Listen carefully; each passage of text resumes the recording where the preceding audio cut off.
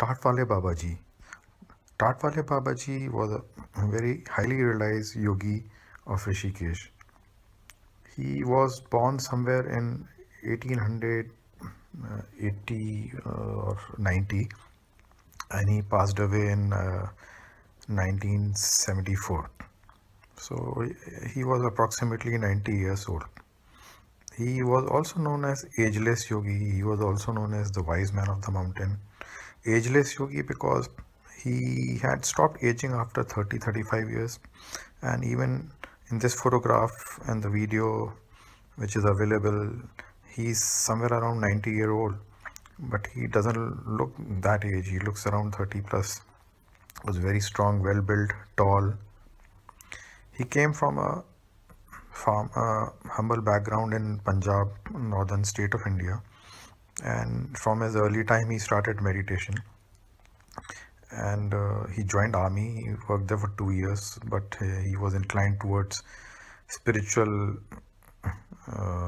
growth, so he left the job of army, and then he moved to Varanasi, where he met one guru, but he was not satisfied with that, so he moved towards Rishikesh, and then he found his abode in this cave, Tatwale Baba's cave. I mean, he died in 74, but still people come searching for his cave, though he's not much known, but he still has a lot of followers. He's not that extremely popular like Yoganand Paramanand or Neem Karoli Baba, but he still has big followers, still has people coming from all over the world. And the thing is that the cave is very powerful, and it's got very strong vibration, and you can achieve meditative state. It does something to you, it transforms you, and it can change your life. I myself had this experience, and my life transformed, and I started evolving spiritually and started understanding Vedanta and started understanding how the mind works. So, and there's a book written by one foreign author, and I have taken the photograph of that book. He's written a story which was narrated by Swami Shankar Das. Swami Shankar Das is the only living disciple of Tatwale Babaji, and he is a caretaker of this cave. He's been sincerely looking after this cave, and now I am also giving you a discourse by the only video recording available, which was a discourse of Tatwale Babaji when he was invited to Maharishi Mahesh Yogi. Maharishi Mahesh Yogi, Swami Rama, they all used to visit him. They were all regular visitors. They used to come and pay their respect to Tatwale Babaji. So Maharishi Mahesh Yogi, his ashram is now known as Beatles Ashram, but it is actually called Chaurasi Kutia. Chaurasi means 84, Kutia means cottages. So his ashram had 84 cottages. So his actual name of Beatles Ashram in Rishikesh is Chaurasi Kutia. That is 84 cottages. This ashram was also inaugurated by Tatwale Babaji. So when he started his ashram, he invited Tatwale Babaji. And he used to sometimes invite, I don't know how many times, but probably maybe once. But there is one discourse available, and it's been translated by Maharishi Mahesh Yogi. But I think, so there is a short discourse by Tatwale Babaji, which was translated by Maharishi Yogi. Finalmente un autentico yogi. Riesce difficile credere che abbia passato i 70 anni. Il corpo è quasi giovanile, intatto. Non una ruga, nessuna smagliatura. Vive quassù da 28 anni e afferma di aver dimenticato il proprio nome. Come di Buddha, anche di quest'uomo si dice che si sia realizzato completamente, cioè avrebbe sviluppato la capacità di arrivare al massimo della contemplazione estatica, in cui la persona sparisce dissolvendosi nell'universale. È il culmine, il coronamento di tutta la dottrina yoga. Anche a non volerne considerare la parte religiosa, una cosa almeno è certa. Lo yoga sviluppa la resistenza fisica ad un grado inimmaginabile per noi occidentali. Il nostro yogi, come i suoi compagni, vive in queste grotte umide che trasudano acqua e gelo. Eppure non uno di loro è ammalato e d'inverno vestono così come li avete visti. Hanno denti sanissimi, la vista acuta.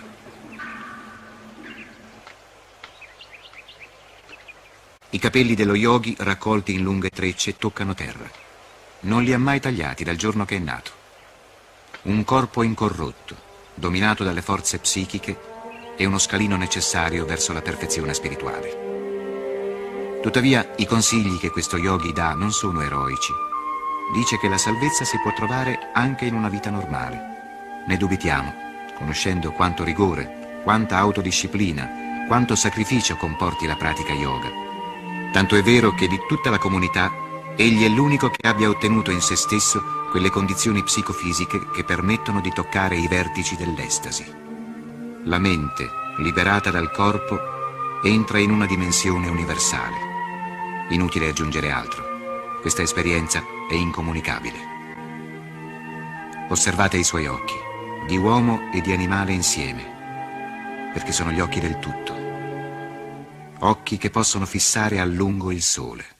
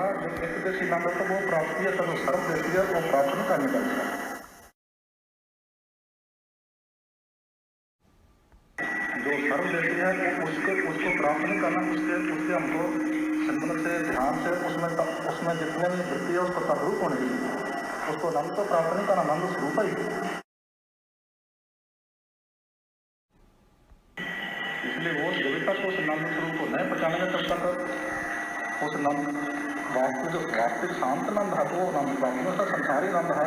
अगर इसमें नंद होता तो अब तक आपको नंद मिलना चाहिए। अवस्था बदल गई है, संसार बदल गया, लेकिन कृष्णा का भी वैसे की वैसी है, इसमें पूर्ति होने वाली है, पूर्ण से पूर्ण हो सकता है। इसलिए वो आत्मस्वरूप जो है उसको वो तुम्हारा मूल अपना आप है।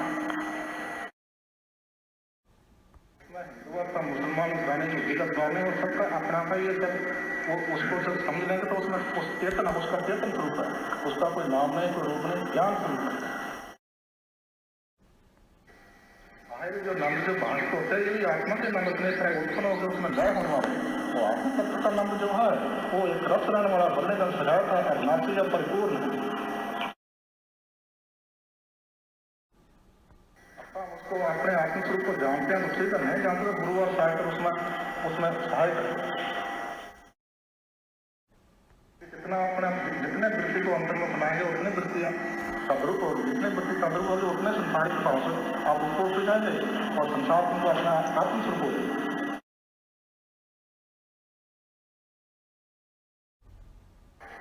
आत्म तत्व को जानकर असक्ति से रहित हो जाएंगे। आत्म तत्व का जो ये नहीं कि संसार में रहते हुए आप संसार से अलग ही रहेंगे। लागने होना आत्मा को पहले सबका देखा, सबका मूल, सबसे अलग ही और भीत का विषय है, वो तुम्हारा अपना मूल है। जब आत्म तत्व को जानेंगे संसार दुख सुख नहीं दे रहा, संसार में शक्तियाँ आपका ममता ये दुख दे रही है, असक्ति से रहे। जब ये अपने आत्म तत्व का बोध हो जाएगा आत्म तत्व में असक्ति से रहे।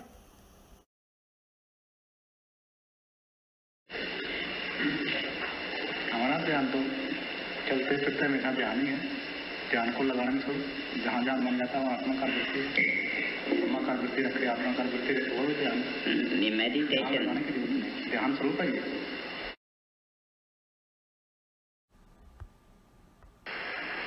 ऐसा भावातीत ही है, भावातीत होना नहीं, भावातीत तो होना कि भावातीत है, भावातीत तब हो जो ना भावातीत हो। ये तो मन की बसते हैं, आत्मा की बसते नहीं। आत्मा सर्वदेशी है, जो सर्वदेशी है उसमें भावाती को नहीं कह सकते हैं, अभावती को नहीं कह सकते हैं। ये मन के बीच में बसते हैं। मन को जहाँ आत्माकार वृत्ति बनाता, आत्मा वाले भावाती तो है ही, अपने को ये पर धर्म है ना, अंतःकरण के धर्म, सो धर्म आत्मा का है। हम आत्मा शुद्ध है, चेतन है, नित्य है, मुक्त है, चेतन है, तो चेतना का इतना ही धर्म है। लेकिन जो पर धर्म है अंतःकरण का धर्म है, मैं खाता हूँ, मैं बोलता हूँ, मैं चलता हूँ, प्राण के धर्म, तुम्हारे धर्म नहीं है। ये पर धर्म अंतःकरण के धर्म है। जाना वहाँ था या ना गया, जब सब जब गया वहाँ जाना की जरूरत है। ये तो केवल मन का वृत्ति का स्वभाव है, ये अंतःकरण की वृत्ति उसके धर्म है। आत्मा के आने जाने का कारण नहीं, आत्मा के अंदर चीजें भाजती है। आत्मा तो यहाँ भी यहाँ किसी देश में जाओ, सब सर्वदेशी है, उसी करके हम जान रहे हैं, उसी करके अनुभव कर रहे हैं, उसी करके ज्ञान कर रहे हैं। उसको जानने जाना ना जाने का कारण चित्त वृत्ति अंतःकरण के धर्म है। आत्मा जानने ना जाने का कारण नहीं। हाँ, उसका बोध होना चाहिए, वो चेतन है, बोध स्वरूप है, उसको प्राप्ति का कारण नहीं, वो तो नित्य ही प्राप्त है।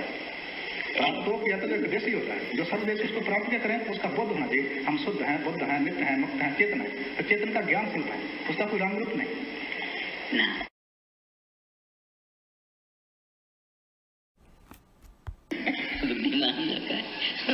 जाना आना जाना ये प्रतीत उसमें होता है, लेकिन जो आना जाना से पहले जो गया हुआ ना, आना जाना उसमें होता है जो एक देशी होता है। इसका तो पहले उत्तर मिल चुका है ना कि आना जाना एक देश ही नहीं होता है। जो सर्वदेशी उसमें आना जाना उसमें प्रतीत होता है। ये अंतःकरण के धर्म है, अंतःकरण के धर्म है, ये पर धर्म है। आत्मा का अगर एक देशी होता तो यहाँ दूसरी जगह तुमको जान के ज्ञान ना होता, वो तो सर्वदेशी है।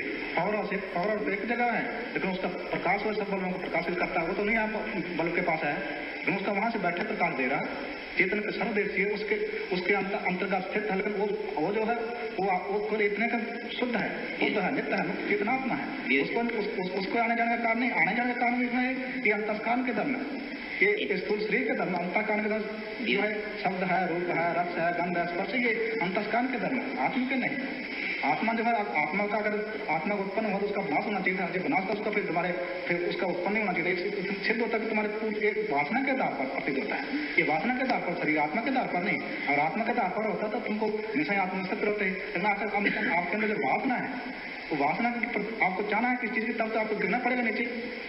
जब जाना कोई नहीं तो आपके अपने स्वरूप में, इसलिए मन में दो सुख होते हैं।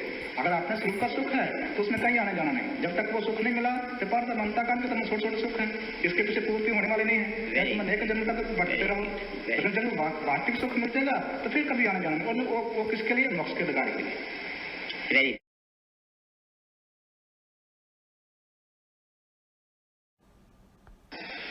हाँ, जिनने को लिए जानना उसके लिए गुरु शास्त्र की जरूरत नहीं है। जिसने उसको जानना की जरूरत है, आत्म तत्व का मोक्ष का जिज्ञासु है, ईश्वर तत्व का जिज्ञासु, तो उसके लिए गुरु शास्त्र रसायक है। गुरु शास्त्र के द्वारा परोक्ष ज्ञान गुरु शास्त्र की जरूरत नहीं, गुरु शास्त्र की जरूरत भी है। जब तक को समझ लिया है उस टाइम तक स्वयं गुरु बन गया, उसको तो उनको कोई संशय नहीं है। जब तक हमको संशय जानना, प्राप्त करना, मोक्ष की जिज्ञासा, आत्म तत्व की जिज्ञासा, उसके लिए गुरु शास्त्र सहायक है। उसके द्वारा आपको विवेक होगा, आत्मात्म का बोध होगा, कौन सी वस्तु सत्य है, कौन सी सत्य, उसकी आपको जो सत्य वस्तु बोध होगा। जैसे गुरु ने आपको बताया है उसका प्रैक्टिकल जीवन उसका प्रैक्टिकल अभ्यास बनाओ, प्रैक्टिकल जीवन बनाओ, तब तो लाभ उठा सकते हैं। केवल बातों से नहीं, बातों में अभ्यास न करो। अब प्रोफेसर है, विद्यार्थी कॉलेज में जाए नहीं पड़े तो क्या प्रोफेसर थोड़ा बनेगा? हाँ, जैसे प्रोफेसर उसको शिक्षा देता है, उस पर अमल करे, प्रैक्टिकल जीवन है, वो खुद ही प्रोफेसर बन जाएगा। तो गुरु शास्त्र जैसे गुरु शास्त्र आगे देता है, जैसे वो शिक्षा देता है, उस पर हमको अमल करना है, उस पर प्रैक्टिकल जीवन बनाना है, उस पर अभ्यास करते करते करते जब उस तत्व का बोध हो जाएगा, स्वयं बोध हो जाएगा। उसके लिए गुरु शास्त्र जिसको जाने उसके लिए गुरु शास्त्र की कोई आवश्यकता नहीं।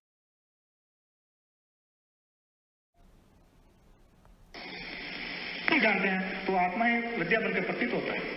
दोनों दृष्टियां उसी के, आत्मा में दोनों विद्या दोनों नहीं, वो दोनों का दृष्टा, दोनों का साक्षी है। तो जिनको आत्म तत्व का बोध है तो वो तो जीवन में स्थिति साधक ही नहीं। जीवन मुक्त अवस्था जब वाले जैसे अष्टावक्र थे, दत्तात्रेय थे, शंकराचार्य थे, ऐसे ऐसे महान ऋषि जो है वो उनकी स्थिति है जीवन मुक्त स्थिति में तो अपनी इच्छा पर समाप्त होती है। लेकिन जो जीवन मुक्त स्थिति है उसमें केवल अनाइच्छा, जो पूर्वजन्म की संचित पर उसके आधार पर शरीर है, उनके तो आगे ना करना, उसको करना कोई आगे कर्तव्य कोई रहा नहीं। उनके लिए तो हो सकता है, वो तो जैसे फूल है जल के ऊपर आता है, कमल जल के ऊपर जल उसको स्पर्श नहीं करता। ऐसे जिनको आत्म तत्व का बोध है, ज्ञान जड़ को ज्ञान हो गया तो वो संसार में रहते, संसार से अलग ही है। संसार तो उनका भास है, केवल संसार हुआ नहीं। जैसे सपना में आप संसार देखते हैं तो संसार हुआ थोड़ा है, वो तुम्हारा संकल्प, तुम्हारी बुद्धि है, वही जाके सपना में अनेक रूप में बात की, फिर जाकर पढ़ते हैं, वो बुद्धि में जाकर लय होता है। संसार तो हुआ नहीं, केवल प्रतीत मात्र है। अगर जो प्रतीत मात्र होता है उसको मिटाने की जरूरत नहीं करना है, वो तो हुआ ही नहीं। अगर मिटाना तो जो होता है, अगर हो बस तो उसको मिटाना पड़ता है। वो तो ज्ञाता से मिट जाएगा, तब से नहीं, मतलब उसका बोध होना चाहिए, बोध से मिट जाएगा। विद्या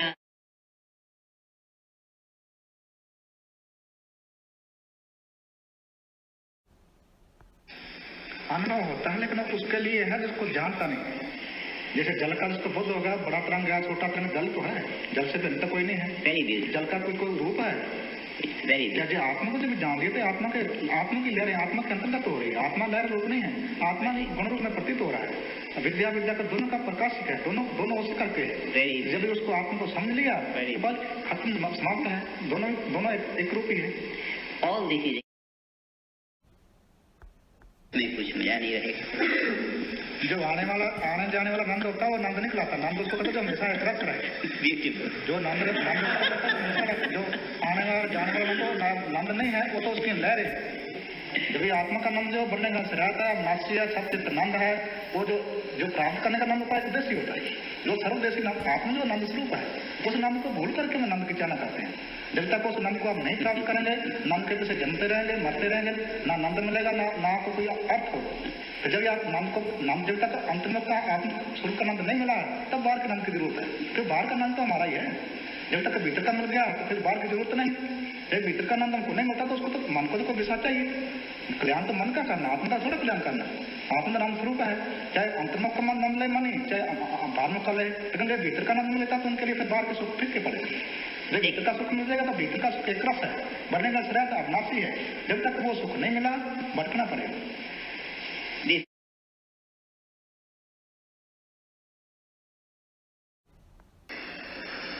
जब वो जो आत्मा तत्व का नंद है वो नंद को प्राप्त नहीं किया जाता, वो नंद उसके अधिकारी बनना है। लेकिन जब तक उसके अधिकारी नहीं है तो उस नंद को नहीं ले सकते हैं। जब उसके अधिकारी बनने के लिए साधन किए तो आत्मा का नंद प्राप्त नहीं करना। जो प्राप्त करने का नंद एक देशी है, एक देसी नंद का एक देसी जो आत्मा तो इस शास्त्र जो उठा पड़ता है, गुरु जो उठा पड़ता है शास्त्र तो गुरु कहता है कि आत्मा सर्वदेशी है, वो सब चित्त नंद है, बढ़ने का नशा अविनाशी है। नंद उसको कहा जो हमेशा एक रहे, जो बढ़ने का नंद है वो नंद नहीं होता, प्रकृति के साथ मिलकर है, लेकिन प्रकृति का जो नंद है वो भी आत्मा का है, प्रकृति का नंद नहीं। जैसे गिलास है, गिलास के द्वारा हम जल पी रहे हैं, गिलास तो नहीं पी रहा है। जो प्रकृति के जो साथ हमारा नंद प्रकृति के अंदर जाकर प्रतीत हो रहा है, प्रकृति जड़ है, लेकिन एक गुण रूप है, उसकी आत्मा के गुण रूप है। तो जब भीतर का नंद मिल जाएगा तो बाहर के नंदों का कोई आपको भान रहेगा ही, और जब बाहर के नंद को आपको भान अंदर का नंद नहीं मिलेगा। वो नंद जो प्राप्त करने का एक उद्देश्य होता है, सर्वदेशी आत्मा तत्व है, आत्मा तत्व का नंद जो प्राप्त नहीं करना, उस नंद को आप भूल करके नंद की क्या न कर रहे हैं। और जब उस नंद को आप प्राप्त कर लिया, आपका प्रकृति उपदेश करेगी, आपका परमाणु उपदेश करेंगे, आपको बोलने की आवश्यकता नहीं। बिजली कहता नहीं मैं बिजली हूँ, तो उनको प्रकाश दे रही है, पावर हाउस कहाँ है, तो उसका पावर का प्रकाश नहीं आ रहा है। ऐसा जो ऐसे ऋषि का, ऐसे महात्मा का, ऐसे साधक का, ऐसे जीवनों की उसके पास बैठने से ऑटोमेटिक उसका वास्तव में वाणी का उपदेश कर साधक कर जाता है, उनका प्रकृति का उपदेश होता है। उसके पास बैठ जाइए, चित्तवृत्ति ऑटोमेटिक चित्तवृत्ति शांत हो जाएगी। इतने शांत के विधान कौन, जो उसमें स्थित है। दूसरा जो साधक का जलता हुआ हृदय वो भी शांत हो जाएगा, और जो बेचारा पाठ के बीच में हृदय तो जलेगा तो समझो पाठ है। और संत का तो जिसके पास बैठ गई चित्तवृत्तियां शांत हो जाएगी, इतनी शांत की किसकी, जो आत्मस्वरूप में स्थित है।